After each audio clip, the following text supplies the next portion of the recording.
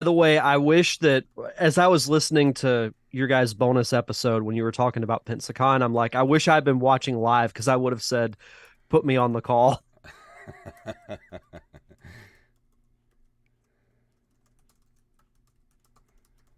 I should have had this done already.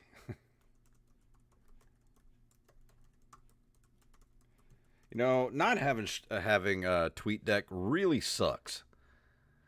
Oh, so it's officially gone now? Yeah, well, I don't know what's going on with it. I tried to get on it the other day, and it was like completely weird.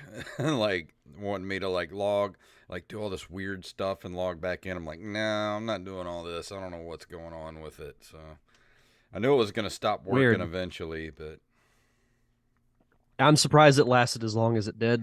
I wish Twitter would stop messing around with everything and just like everything was fine before you came along, Elon Musk. Like just ugh, freaking bored billionaires who just have nothing better to do than break stuff.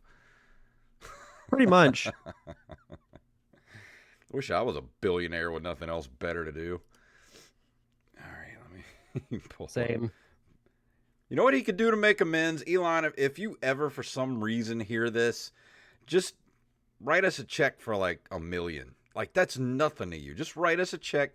Write it to. This is a Zoo House production, so write the check, or actually you can just cash at me a good cool $1 million. I'll split it with Derek. Cash at me at $JBobFFG.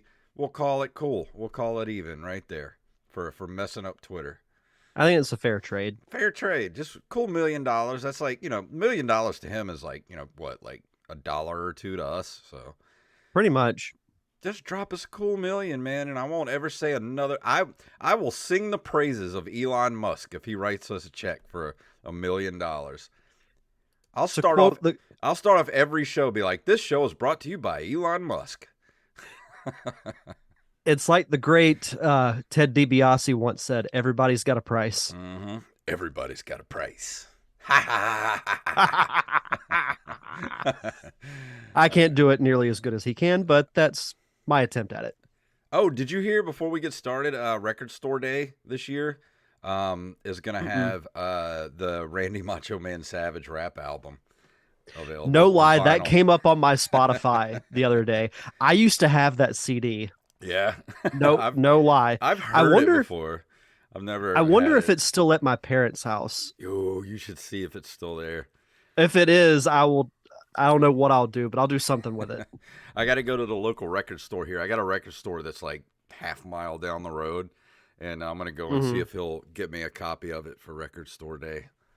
When is Record Store Day? I think it's in April. Let me check real quick. When is Record Store Day 2023? It is. Um. Well, it doesn't exactly say. Hold on. Let's go to Record Store Day here. It's if you want to. Recordstoreday.com is April 22nd. Okay.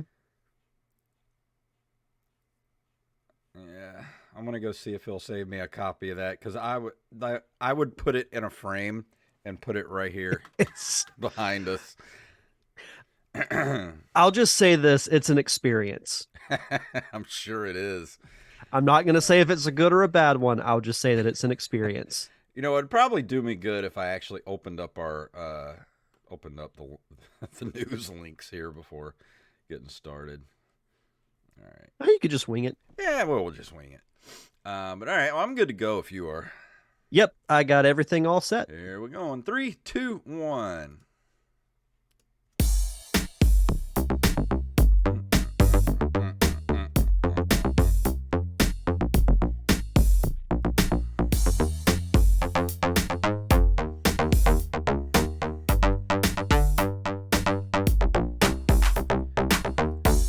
Greetings, programs, and we're back from Pensacon 2023. My name is Jason Robbins.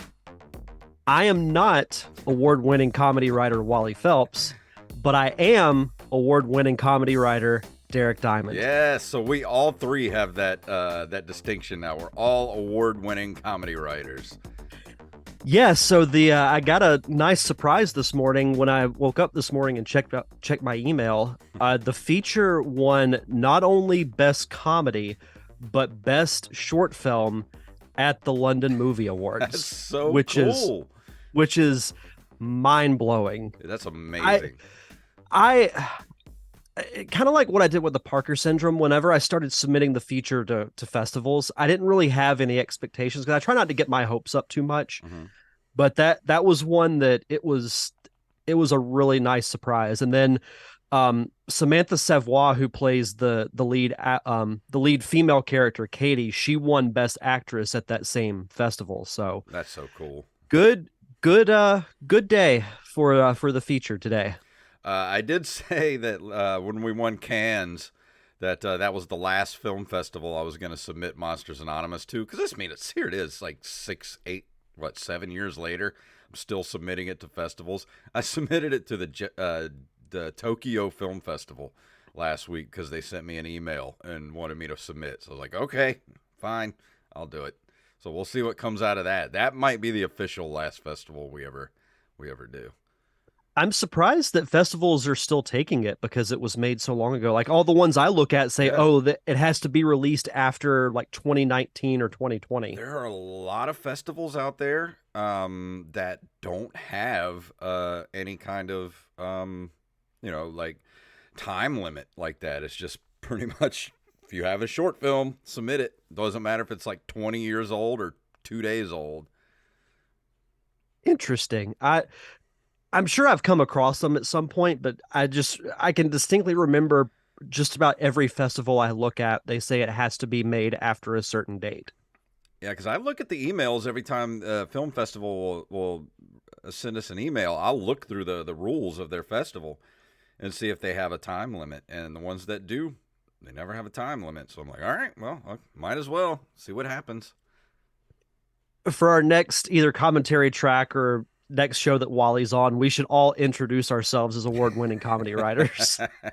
We should just change the name of the show to Award Winning the Comedy Writers Nerd Cave Retro. the show of vanity. Yes. You gotta love it. But if you haven't listened to it, we did put up the audio of the Pensacon panel we did last week. Wasn't as good of audio as we normally have because it was, if you want to go listen to the Open Micers extra episode, I go all into the what's been happening to us over the last few years at Pensacon. Yeah, I was telling you off air that as I was listening to that discussion, I kept thinking, had I been watching live, I would have just texted you and said, put me on the Yeah, call. you should have come on so we could talk about it. Yeah, it's not to get too into it, but there have been a lot of changes over the last, especially the last like 2 to 3 years that aren't quite as positive as we would like, but you roll with it the best you can. And it's the same with defending bad movies. That's out on the Derek Diamond Experience feed, and the audio for that isn't what you would normally expect, but it's still listenable. And Yeah. I still think both the panels turned out well. Like I had fun doing both of them. Yeah, they came out better than I thought they were going to. Like, I recorded the Nerd Cave panel with my laptop just into Audio Hijack using the computer mic, the laptop mic, which is actually pretty good on a Mac, but still you can tell like it was just kind of a microphone in the middle of a room. And but you can still listen to it. It still sounds good. Luckily, the room was pretty small. And like I said on Open Micers, it seems like that short end of the stick that we get every year keeps getting shorter every year. And I don't think we have any stick left at Pensacon. We shall see, Yeah. because So, it's still a long ways till February of next year. So well, we'll see what happens. well, But look at it. There's a lot of other festivals in the southeast area that we could travel to. there's one in particular that I'll chat with you off air about. Yeah. Okay. Yeah. Because we got ends at a lot of different festivals, so we could easily move the Nerd Cave Retro panels to other festivals. So we'll see what happens. We got a year to Yeah. see. But Yeah, we'll see what happens. got a little bit of news story tonight. If you'd like to go ahead and jump into that, Yeah, let's do it. let's do it.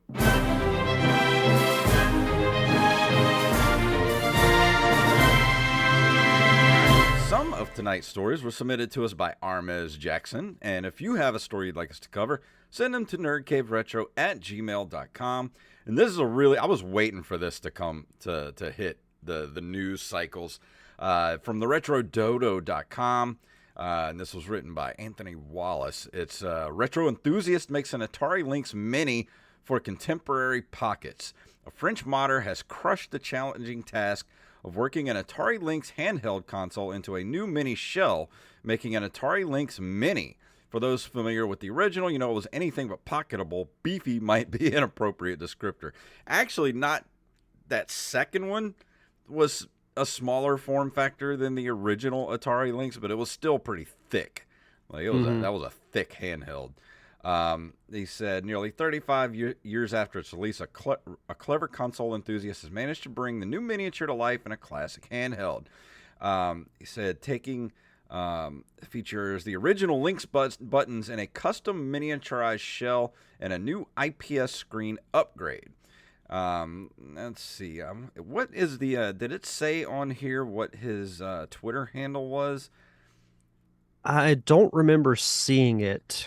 I don't know if he has a Twitter, but you can definitely go see the video. You can go to YouTube and look up Retro Relics, and Relics is spelled RELIKS, and check out that the video they have. It's really cool. I mean, the Lynx he made is like about the size of a. What would you say that's the size of? Probably like a wallet. Like, Yeah, something like that. but it's got a really tiny screen on it and everything. The buttons are the same size as they would be normally. But this would actually be really cool if Atari took this idea from him and like paid to have these made, because honestly, I think I would actually buy one of these. Yeah, I'd be curious about it myself. And it's funny that the story came up because every time I think of the Lynx, there's one, I don't know if it's still there because I haven't been there in a while, but a retro gaming shop we have here in town, the Video Game Trading Post, they have this huge glass display of old consoles that you can buy, but Mm-hmm. they're kept there because they're still in really good condition. Yeah. For the longest time, they had an original Lynx. And I thought to myself, that thing rivals the Game Gear Yeah. as far as the size goes. So I think this will be really cool. I mean, the way I look at it, why not do it?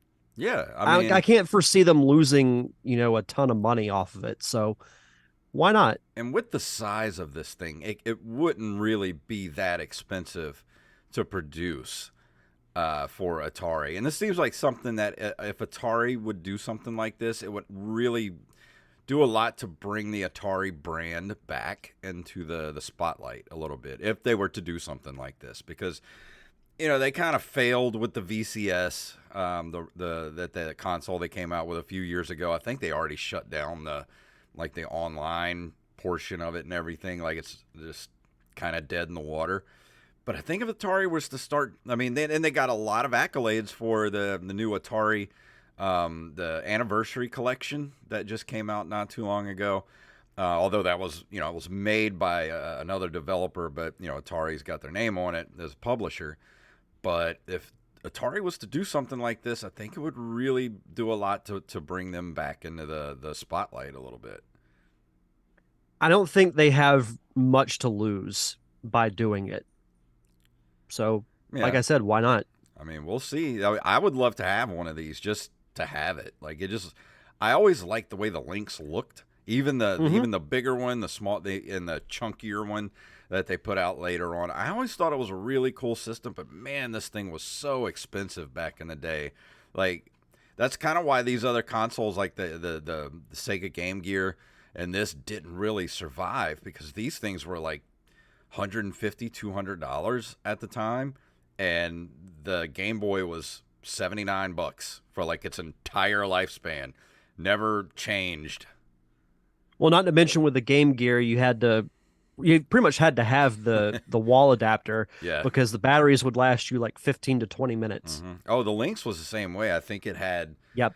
it held what, like 6 or 8 AA batteries in it. Like, man, that's just when you're a kid, man. You can't go asking your mom to buy you a pack of batteries every day, pretty much, because it only lasted like 4 hours. Might as well just buy a console and games for it. Exactly. Our next story comes to us from our favorite site, NintendoLife.com. Konami teases more Bomberman on 6th anniversary of Super Bomberman R. It's been 6 years since Nintendo launched its hybrid device known as the Switch. While many fans of the system remember the launch for Legend of Zelda Breath of the Wild, there were some other unique offerings available. One of those other titles was Super Bomberman R. Konami at the time launched the game exclusively on Nintendo's system. Now, as part of the 6 year anniversary celebrations, the third party Japanese developer has taken a moment to acknowledge this particular entry while also teasing how there's more in store for the Bomberman series.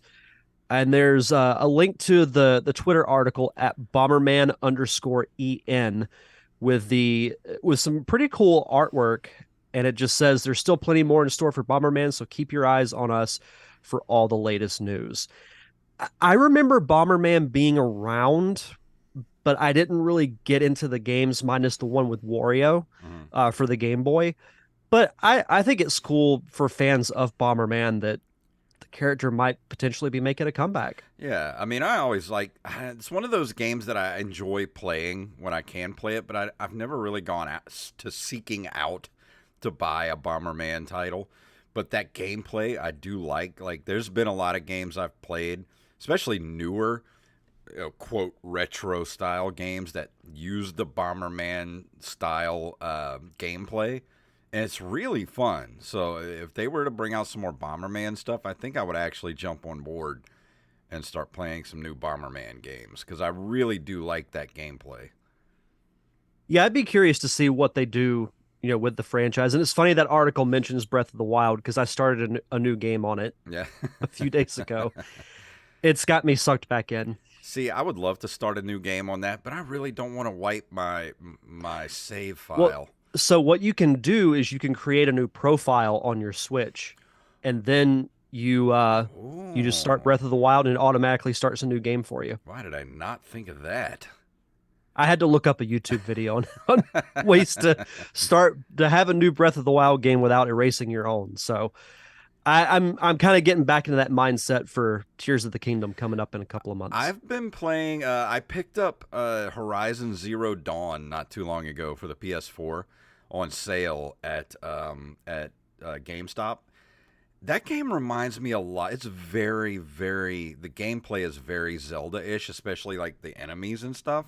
That's what I've heard. That game is really good. Like, way. I didn't know what to expect from it, dude. I've been playing the crap out of that game, and I'm like, yeah, this game. Like, I like this a lot. Like, I really think if you had never played it, you should go pick up a copy of it because it's pretty cheap nowadays. Okay. I think they just came Yeah, out I've with the third game not too long ago, like part 3 not too long ago. yeah, I've heard nothing but good things about Horizon Zero Dawn. I've just never played it. Yeah, it's really fun to play. Like, it reminds me, like, the gameplay itself reminds me a lot of Breath of the Wild. And the enemies that you fight and everything, like, it's very Zelda-ish, and I don't know why, and I can't explain it, but it's just you have to play it and you'll be like, oh, I see. Okay. And this last story comes also from our favorite site, NintendoLife.com.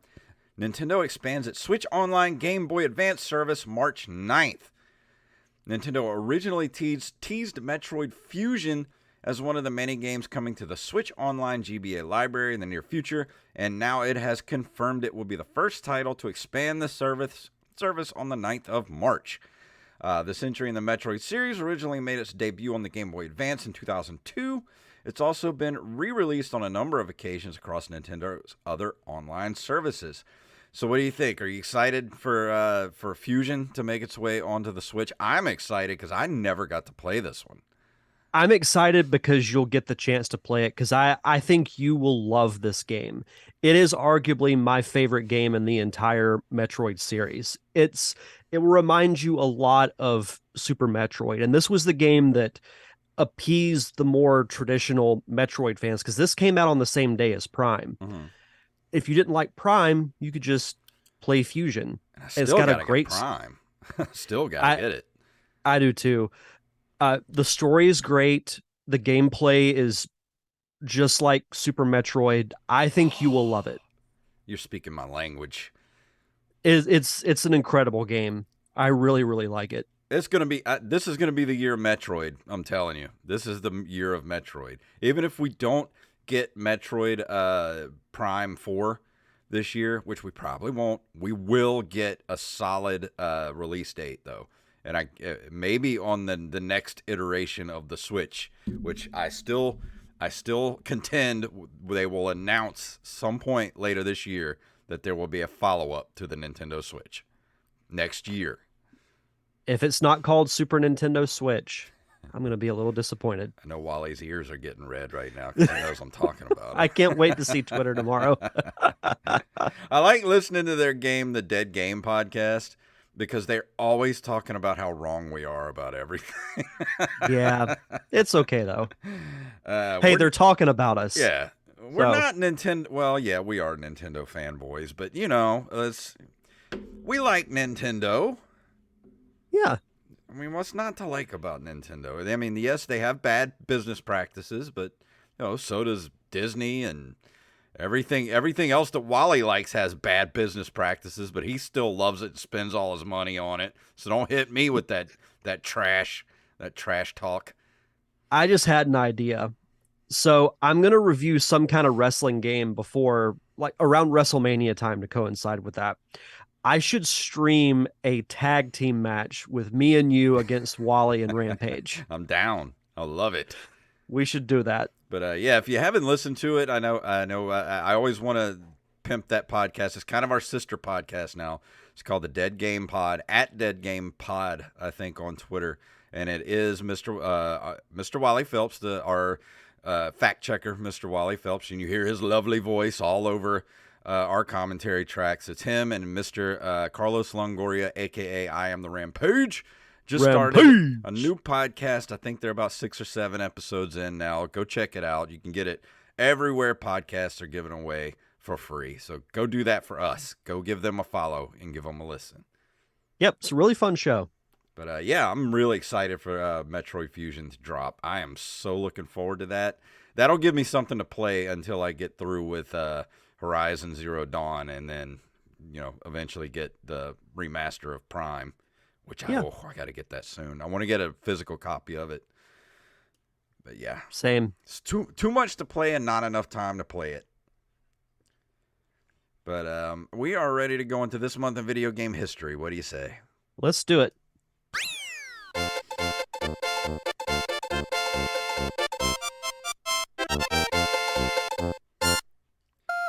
In March of 1985, Nintendo releases Hogan's Alley for arcades in Japan. I always played it on the Nintendo, but I never played the arcade version of it. I didn't either. And Hogan's Alley is one of those games that you may not know the title, but you recognize like the characters from it Yeah. because they were incorporated in Super Smash Brothers when the Duck Hunt dog was introduced as a fighter. These characters would pop up like on the map, and I think might have been part of his final Smash attack. And I never recognized what game those characters came from. And then when I added in the gaming history, that popped up, and I'm like, oh, so that's where they're from. Because I never played Hogan's Alley. Yeah, this was a black box game for the NES. A lot of light gun games early on in the NES system, and then later on they kind of didn't make as many games as it got older. Gotta love the Black Box series. Yeah. In March of 1991, AOL, SSI, TSR, a lot of initials there, and Stormfront Studios collaborate and launch Neverwinter Nights, credited as the first graphical MMO RPG. I like that name, Neverwinter Nights. I hear a lot about this game, but I never played it and I've never seen anything of it. But there's a lot of people from my age group that played the hell out of this game back then. I wonder how much a copy is. I don't know. Can you even buy it these days? I have no idea. Let's just see what if there is. Go to eBay real It, quick. it Just ran from 91 to 97 on AOL. Neverwinter Nights. It's on Switch. What? What? I've Uh, never seen it on the Switch. they actually have a couple of copies here. There's one here, one of the first ones that pop up. It's for the PC, a 2002 version of the game on DVD, CD, and it's $3.99 or best offer. Hmm. You can get the long boxes for. You hear one that's got a slightly damaged box, but it's a CD-ROM, 1997. So if you're into collecting old computer games, this one actually isn't that expensive to get your hands on. On compact disc. Yes. Let me see this. Let me look at this on Switch. I don't remember this being on Switch. What? I can't say that I've seen it on the Switch. It is Neverwinter Nights Enhanced Edition. You can pick up a copy now for $30. That's more expensive than I would have thought. I might have to check this out. I might have to get a copy of that here in the next couple of months and try it out. Yeah. Coming up, March of 1999, Hasbro Interactive releases Roller Coaster Tycoon for Windows and Xbox in North America and Europe. I've had Roller Coaster Tycoon on, I think, on every single PC I've ever owned, going back to the year 2000, and I still have it in my Steam library, and I have to keep myself away from it because I will literally spend dozens of hours playing Roller Coaster Tycoon. I remember through high school, I would have a few friends that were obsessed with Roller Coaster Tycoon and tried It's to get me to play it, but I never did because I truly do have an addictive personality mm-hmm. when it comes to certain games.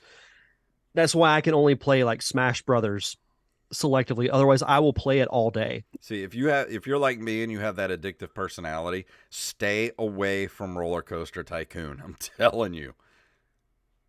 It's like that. The Sims games, Sim City, they're virtually the same as Mm-hmm. far as the gameplay goes, but I can't get myself to try those games out because I know that if I do, it's over.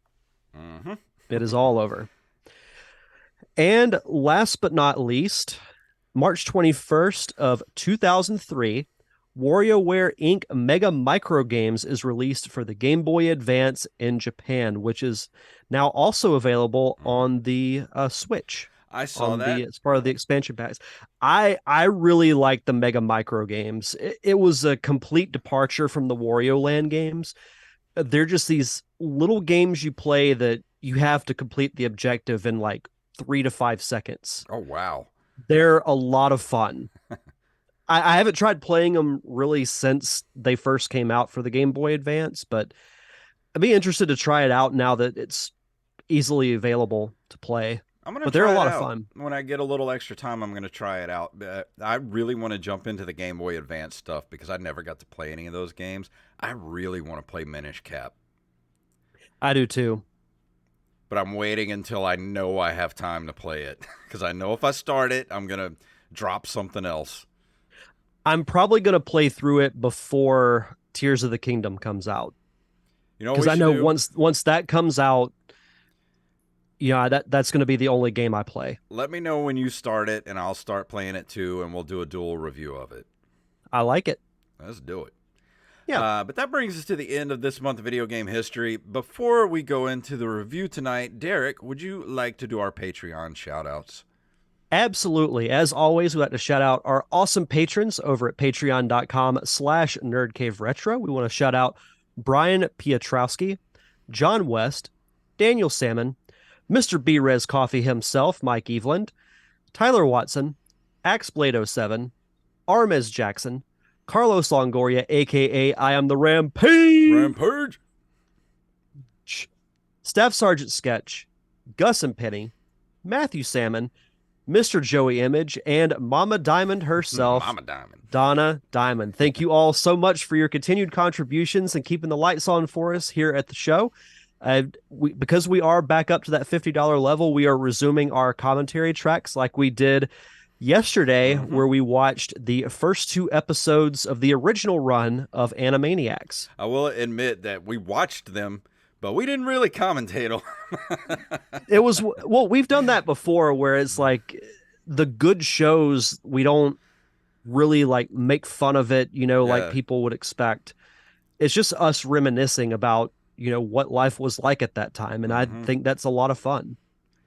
If you haven't listened to our commentary tracks, a lot of these, like when we go back and watch shows like Animaniacs, it turns into more of a nostalgia fest between the three of us, and we like every once in a while we're like, we need to talk about the show, and we'll talk about what's going on, and then we'll trail off again, like talking about our childhoods and everything. So if I really think if you guys, you don't even really need to watch the episodes. It's more like an extra episode of this show, but we just sort of like just free flowing thought about our childhoods, basically. Yeah. So if you want a fun look back at the 90s, you can check that out Also, over. before we move on, I did want to say I have it. I'm gonna release it later this week, but we did have a commentary track from 2020. Was it It was 2020? 2020. We did Mask of the Phantasm for Batman. Batman Mask of the Phantasm, and we forgot to release it to the public after the patrons got it. So you're gonna get an extra commentary track on the regular feed later on this week. Which is strange because I could have swore that we never did that. Yeah, we did it. It was there. Yeah. And I was trying to get us to watch Mask of the Phantasm again. Yeah, I mean, I will. Yeah. But yeah, if you want to join our awesome Patreon, just head over to patreon.com/nerdcaveretro for as little as $1 a month. And for new patrons, be sure to send us your social media information, whether it's Twitter, Instagram, or Facebook, so we can give you a proper shout out. And tonight I will be talking about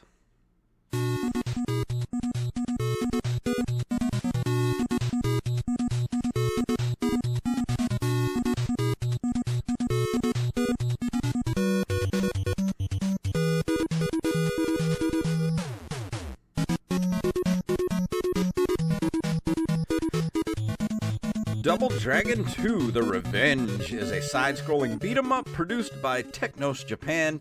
Originally released as a coin-operated arcade game in 1988, it is a sequel to Double Dragon released the previous year. And the reason I am talking about this game tonight is because at Pensacon last weekend, I bought Double Dragon 3 at one of the vendors. At Pensacon, I was like, sweet, I just finished my Double Dragon trilogy. And I got home, and I cleaned up my Double Dragon 3. Took it apart, cleaned it really well. Went to go put it in my collection. I don't know where my Double Dragon 2 is. And I could have swore I owned a copy of it. Maybe I didn't. Maybe I'm having a Mandela effect. I don't know. But I know I've played it before, and I don't know where my copy is if I ever had one, which I could have swore I had a copy of it. So I was like, you know what? I looked back through our feed, and I'm like, I never reviewed Double Dragon 2 because I was going to review Double Dragon 3. But that would be stupid if I never did part 2 before I did part 3. And so I fired up the Switch, and yes, there is Double Dragon 2 in the NES online. And it plays okay on the Switch. I don't like their button layout on the Switch for the NES games. I prefer being able to remap the buttons. I wish they would let you do that a little easier.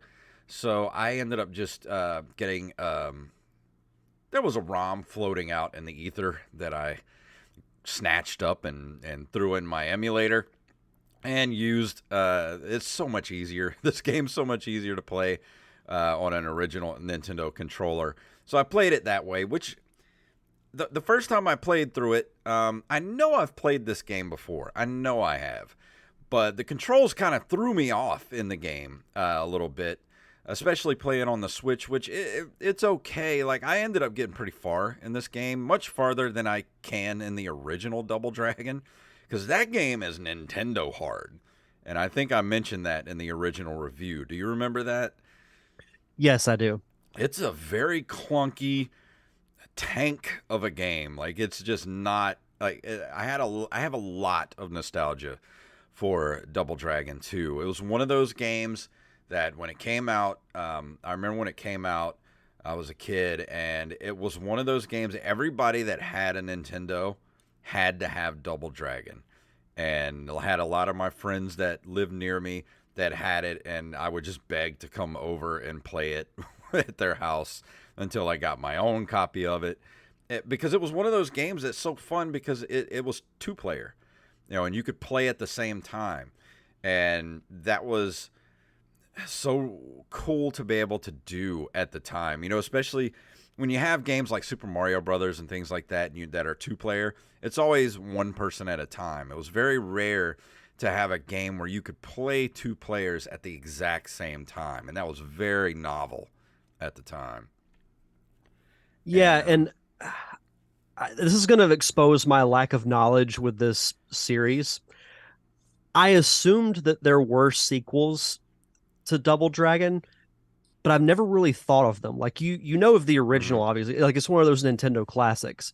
But I feel like the sequels are never discussed. Like you saying that it's on the Switch, I can remember seeing that yeah, now. But whenever I think of Double Dragon, I never think of 2 and 3. I always think of the same. original. And when I think of it, I think of that scene in The Wizard when Jimmy is playing it. Yeah. And even then, you can see how clunky the characters move and everything. So it's like, I don't know. I've just never been drawn to play that game. I know it's a classic. I know it's an iconic Nintendo game, Yeah. but I've never really had the want to try it. Well, Double Dragon was it was based off the Renegade engine, and Renegade never has that long-standing. It's not one of those games that's well remembered like Double Dragon is. And then the port to the NES, the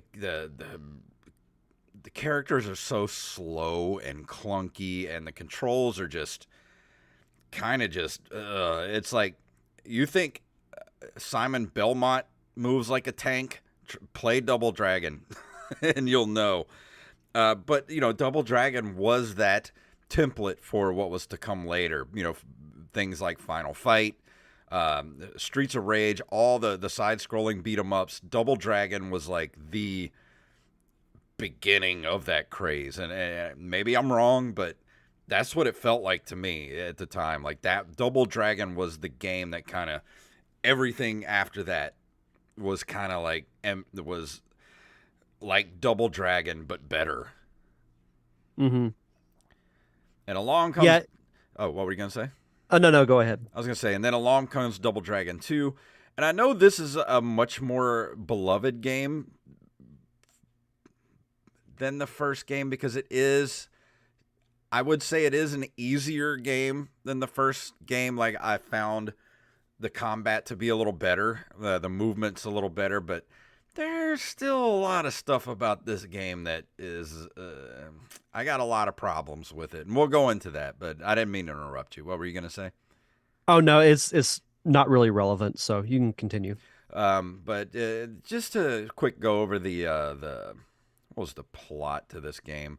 Let's see. Actually, this was initially developed as an upgrade kit for the original Double Dragon, but it evolved into a standalone game due to an increase in memory size, resulting in the developers reusing assets for both games.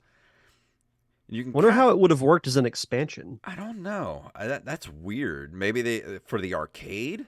I'm thinking maybe for the arcade. Yeah, that I mean, because I can't think of how that would work with Nintendo, like on the Yeah. NES. The arcade version of Double Dragon 2 begins with Marion, the damsel in distress from the original Double Dragon, being shot to death by the leader of the Black Warriors. That's what we love in our old video games as children, as women getting shot. Wow. The players assume the role of brothers Billy and Jimmy Lee, or according to the end of the first game, Bimmy and Jimmy Lee. who are now tasked with the duty of avenging her death. Let's see. Similar to Double Dragon, it's divided into 4 areas or missions: a heliport, lumber storehouse, a farm, and the gang's new hideout. The player must defeat a boss at the end of each mission, as well as more sub-bosses along the way. Speaking of the boss, I found the boss fights to be way easier in this game than the first game. But I found that some of the characters, like, okay, here we go. There's 2. You remember a Bobo from the first game? One of Yeah. the big characters, that the big bald guy you fight. Well, in this Hmm. game, he's got long hair and a mustache, and I call him Danny Trejo Bobo. And I feel like he's, What do you do with a character with a certain look in the sequel? Just make him look the complete opposite. yeah, this time he's got white pants and he's got long black hair and a mustache.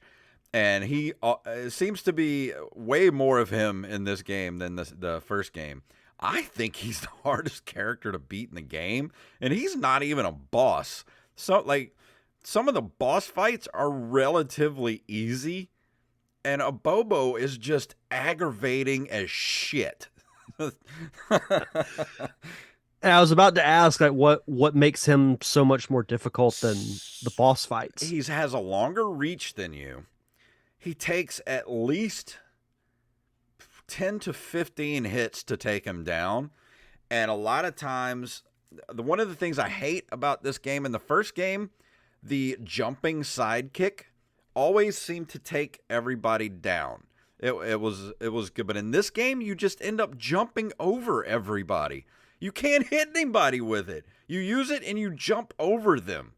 So if you try to use it on Danny Trejo Bobo, you're just going to jump over him, or he's going to grab you in midair and body slam you, and you're knocked out for a few seconds. I wish he had a machete. That would have been incredible. But you do a knee hit that's really powerful in this game, but against him, it's so hard. The only thing I found that worked on him is to get the first hit in, get close enough to him to get the first hit in, and then take the controller and, using my pointer finger, hit the button as fast as I could. Literally as fast as I could to get his punches in to where he could never counter and get another punch in. That's the only way I could take him down. Oh, that's so obnoxious when you have to do that in games. And there's one area in this game, and I think it's in area 2, and it's the boss fight of the second area. Is you're in a helicopter and you're just fighting waves of enemies that keep coming into the compartment of the the helicopter you're in, and every 10 seconds or so, the door opens up to the helicopter and sucks everything out. So you have to, like, fight to not get move your character, walk or whatever, to not get sucked out of the door, and the door stays open for like 2 seconds or a second or whatever. And if you're lucky and you're fighting somebody and you knock them down on the ground and the door opens up, they instantly get sucked out. So if you're fighting and you get knocked down and the door opens up, or if you're close to the door when you're fighting, as soon as the door opens up, you're all getting sucked out of the helicopter. The worst part about this is you have to fight Danny Trejo Bobo twice in this area, and the only thing I can do is pray he doesn't knock me out when the door gets open, or I'll get sucked out, or try to maneuver myself to where he will be close to the door when it opens, so he gets sucked out when it opens up. Why is it you have to fight him twice? Is it like back to back? Yeah, like you fight him once, you get sucked out, or you eventually end up knocking, killing him or whatever. Then another one of him comes out. You're like, I just killed you. How many more of those are there? Clones? What the hell? Right? And then there's another character. Oh, and let me tell you one more aggravating part of fighting Danny Trejo Bobo. There's a part where you go into a submarine and you're inside the submarine, and there's another guy that comes out that literally looks like Commando, like Arnold in Commando. And I was like, somebody getting sued up in here, because that's Commando. looks just like Arnold Schwarzenegger. He's not as tough as a Bobo. You can kill him pretty easy. But once you get past him and get to this other part, the end of that little tunnel you're in inside the submarine, which sucks because the ceiling of the submarine is like right above your head, and there's spikes. I don't know who built this submarine, but that is an OSHA violation right there. And here comes Danny Trejo Bobo, and the only thing you can do is try to punch him and do what I said before, try to get that first hit in and then just keep hitting him. Because if you try to jump and kick him, you're going to knock yourself out because you're going to hit your head on the ceiling and knock yourself out. Yeah, I don't think I can play this game now that you mentioned the hitting the buttons so fast, because there's a level in Banjo-Tooie for the N64 where the level's in you're in a mine, like in a mine area, Mm-hmm. and you have to do this race where you're using a mine cart. And in order for Banjo to move the lever up and down, you have to mash the A button just as fast as you possibly can. So like I'll hold the controller with one hand and then just Yep. like it's ridiculous. I can't hate it. stand that. I hate it. But yeah, but there's the weird thing is I did find the game easier than the first game. First time Through all that. Yeah, there's like 9 or 10 levels to this game. I think I got to like level 6 my first playthrough. I was like, I got to like level 2, when I play Double Dragon. Even to this day, like that game is so freaking hard. This game is at least you can enjoy most of the game if you're relatively competent at side scrollers. It's like a very mixed review. It's like it's easier but more frustrating. And I wrote some of my notes where it took me a while to get used to the controls. It's a bit different in the first game because the way the controls work is the A button punches to the right, the B button. If you're facing towards the right and you hit the B button, you'll do a backwards kick if somebody's coming up behind you. So it's not like you don't change directions to punch. But if you want to punch to the left, you have to turn around and then hit the B button, and then you'll punch to the left. And if you hit the A button, you'll do a donkey kick to the right. So controls are a little weird, but once you get used to it, it's really no thing. Yeah, it seems like that's like that with a lot of those old games. You have to compensate for weird controls. Because you can get overwhelmed in this game with enemies coming up behind you. Oh, that's another thing. When you're fighting, and in Double Dragon, you can hit an enemy that'll have like a chain or something, or a pipe, and you hit them and they'll drop it. The thing I hate is if you're punching them, they'll drop their weapon, you'll stop punching, and you'll pick up the weapon. But the character animation takes so long to do that the enemy comes to and starts beating the crap out of you. I'm like, stop trying to pick up the damn the chain, man. Stop it. That should have been fixed in development. Yeah, I hated it. The graphics are pretty good. Character models are a bit better than the first game. Hit detection is good, but you still have to be really close to hit. I like a game with a good range to hit something, but this one you got to be really close to hit. The flying kicks, of course, suck in this game. I end up just flying over the person. Let's see. Music is not that great in the game. I felt like the music in this game is just lazy. The first game, the music is legendary. It's some of my favorite music for the NES. It's just, this game was just kind of lazy and unmemorable.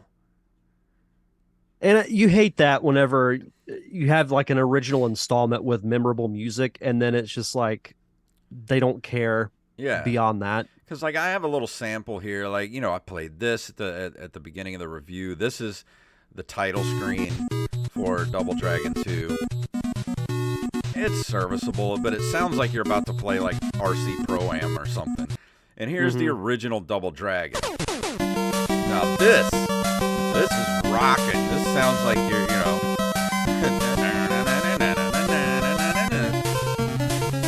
Now that music gets you excited to play the game. That makes you want to fight. Yeah, it makes you want to fight. I want to fight hearing that music. Part two, like it's all kind of like that. It's all kind of muted and not really that pounding soundtrack, like you want in a beat 'em up. It just like it sounds like you're seriously like you're about to play like RC Pro Am or something. Yeah. So I don't know. It's worth playing, especially if you have the Switch online. I would give it a try. It's a competent side scroller for the NES. I've played better. Don't get me wrong. It is easier than the first game, but it's still pretty. I'd rather play like Final Fight or something. Like there's so many other better side scrolling beat 'em ups. Even games like River City Ransom, stuff like that. Like they're just better at doing this. Even though the Double Dragon game is like that prestige name, like they're still making Double Dragon games today, like Double Dragon Neon, which is one of Rampage's favorite games to play. It's worth going back to play, but it's not something you're going to be like, I'm going to play this a lot. It's more one of those, you'll play it once and be like, I got it. Yeah, I get it. Yeah. So, I'll keep that in mind. with that being said, I mean, it is better than the first game, but I have no nostalgia for it like the first game, so it gets a 6. I think that's respectable. Yeah, I mean, it's not great. It's not terrible. It's just it's just so middle of the road for the NES. And that's unfortunate because you think of how iconic that original Double Dragon is. Mm-hmm. Even though you say like this is better, but the first one's still more memorable. Yeah, and I think if you come at it, knowing the original Double Dragon and you have some nostalgia for it, you're gonna give it a lot more of a pass. But I think somebody coming at it that's never played it before, they're probably gonna be like, ugh, this sucks. Because it's not an Probably what easy I'll game say. to play. I mean, it's like we said, those games are Nintendo hard. So, but Yeah. it's Double Dragon. They're up there in the higher echelon of NES titles. Like when you think the NES Double Dragon is one of those games that pops in your head immediately. So go give it a shot, see what you think. But it's not something you're gonna play over and over again. Understandable. But that's gonna bring us to the end of the review tonight. You know what we're doing next week, or are we gonna maybe come up with some top fives? I do have a review for next week. Okay. So I got to tell a quick story as to why I'm reviewing this game. So I was flipping through channels on TV the other day, and the movie The Mask was on with Jim Carrey, one of my favorite comedies of the 90s. And I went down a mask rabbit hole. I found this YouTube video of like 10 facts you may not have known about The Mask. And one of them was there was a Mask Super Nintendo game. And as soon as I saw it, I'm like, that's going to be my next review. So next week, I will review The Mask for Super Nintendo. And I apologize for how obnoxious I'm going to be about it because I love that movie. I know. I just watched that movie not too long ago, and it still holds up. It's so stupid, but it's like, I'll get into it next week, but it's like prime Jim Carrey. Yeah. Oh, I can't wait for that. I'm going to have to go watch some gameplay of this game, too. Yeah, I'm having fun with it. All right. Well, awesome. So we'll do The Mask next week, and then the week after that, I think we're going to do another top five. So we'll come up with some good top fives. I may look back through the Discord and our top 5 segment and pick a couple and make a Patreon poll and see what the patrons think we should do a top 5 of. I like it. But anything else? What you got on the Derek Diamond experience this week? Yeah, so again, if you haven't listened to it yet, the Defending Bad Movies panel is on YouTube and on the podcast feed. This week, I actually released a second panel that I recorded at the end of Pensacon on Saturday with independent film director James Kerwin. So it's a writing and directing for independent film panel. And he was gracious enough to let me record it. So we talk about his career, good advice if filmmaking is something that you're interested in.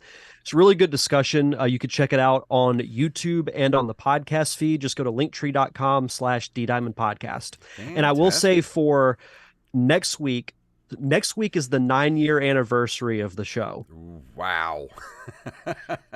9 if you count the year that I took off. I Uh, personally do because that means the show still existed since 2014. yeah. So I'm gonna do Sunday. I'm gonna do a live Ask Me Anything on YouTube at 7 p.m. It doesn't have to be Awesome. about movies. You can literally ask me anything you want, and that will also be the 350th episode of the show. Wow, that's so cool. It's insane. Almost a So decade. what? Yeah, yeah. So, yeah, a lot of good stuff coming up for the podcast. So I've got some cool guests lined up over the next few weeks too. So Awesome. yeah, just head over to linktree.com/D Diamond Podcast. Go check out the Open Micers podcast at Open Micers on Twitter, Instagram, and Open Micers podcast on Linktree. Last week we talked with comedian Tyler Arsenault, and that was a really fun, funny episode. Go check that out. And we did an extra episode last week where we talk about Jacob's gross feet because he put up a post with his Waffle House slippers. Which I got to get a pair of those, by the I way. know, those are so cool. But he put a picture of him wearing those slippers on Facebook, and he's got the grossest feet of any human I've ever seen. So we talk about that on the show. Yeah, it's a really fun episode. Everybody should go check it out. We also discussed Pensacon, and coming up this week, we got the return of Jared Seymour. We're going to be talking about Rockin' the Sound coming up on March 18th. So go check out at the Sound 228 Twitter and Instagram, and go download their app too. So if you like music and you like discovering new music, go check out everything the Sound has to offer. Thesound228.com. So he'll be on later tonight, and it'll be out later this week. And Sounds great. I think that's about everything. Are we about to walk out the door? Should we shut the lights Let's off? let's turn the lights off. Let's do it. All right, we're getting out of here. If you want to email us at nerdcaveretro@gmail.com. Nerdcaveretro.com is our link tree, and that includes our Facebook, Twitter, Instagram, our Patreon, and especially, guess what? We got a merch shop, which you can also get to by ncrmerch.com. You can get t-shirts, mugs, bags, stickers, hats, whatever your nerdy little heart desires. Follow us on social media at Nerd Cave Retro and individually at JakeFunktastic and at Derek_Diamond. And please, wherever you listen to us, leave a review or a 5-star rating. We can do that on every podcasting platform. So Derek, please tell them what it's all about. May the way of the hero lead to the Triforce. Yes.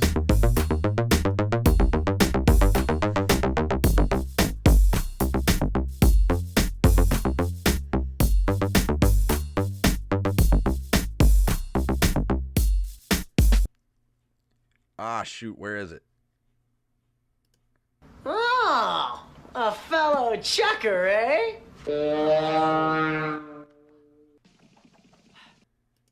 I'll have to go back and take that pause out. I was trying to find where it was in my soundboard, and I couldn't find it. That'd be a funny soundbite too. Shoot, where is it? We should have talked about it. That new trailer that dropped today. Oh yeah, I forgot about that. That trailer looked really good. It looks so cool. I'm now excited for that movie. Mm-hmm. Like I have good expectations for it And now. I love the fact that they actually sound like kids. Yes. They actually sound like young teenagers. They sound like teenagers, they act like teenagers. I like that their looks are different enough, but it's not so like dramatically different like in the Michael Bay movies. Well, the cool thing about it is it actually looks like claymation. Mm-hmm. So I like the animation style quite a bit. So cool. But if you guys, if you're watching this, you haven't seen it, go look at that new Teenage Mutant Ninja Turtles. What's the tagline? Mutant Mayhem. Mutant Mayhem. It's so cool. Just go check it out, please. It's so nice of them to release that on my birthday month. Yeah, nice. But we're going to go ahead and get out of here. Thank you guys for watching, and thank you for watching on YouTube, and we will see you guys next week.